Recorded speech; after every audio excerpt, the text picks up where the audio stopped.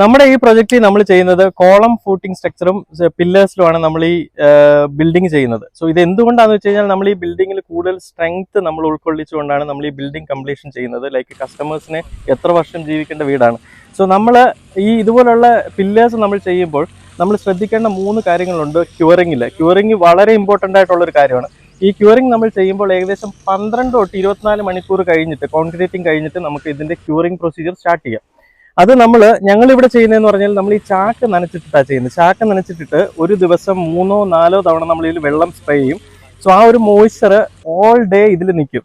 പക്ഷെ ചിലർ ഈ കോൺട്രാക്ടേഴ്സ് ചെയ്യുമ്പോൾ അവർ രാവിലെയോ വൈകിട്ടോ ഒരു തവണ നനച്ചാലായി ഇല്ലെങ്കിലായി. പക്ഷെ നമ്മൾ ആക്ച്വലി ഇങ്ങനെ ചെയ്തു കൊടുക്കുമ്പോൾ ഇതിന്റെ സ്ട്രെങ്ത് കൂടുകയാണ് ചെയ്യുന്നത്.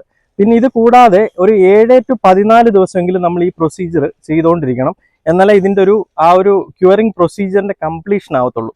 സോ നമ്മൾ ഇത് ശ്രദ്ധിച്ചു കഴിഞ്ഞാൽ നിങ്ങൾക്ക് ഈ പില്ലറിന്റെ സ്ട്രെങ്ത് മാക്സിമം കൂട്ടിയെടുക്കാൻ പറ്റും. പ്രകൃതിയോടൊത്ത് ജീവിക്കുന്നത് ഒരുപാട് പ്രശ്നങ്ങൾക്കുള്ള പ്രതിവിധിയാണെന്ന് പറയാറുണ്ട്. അങ്ങനൊരിടമാണ് ഇൻഫോ പാർക്കിനടുത്തുള്ള പാവിലിയസ് ഹോംസിന്റെ identity urban village. Paviliers Identity Urban Village.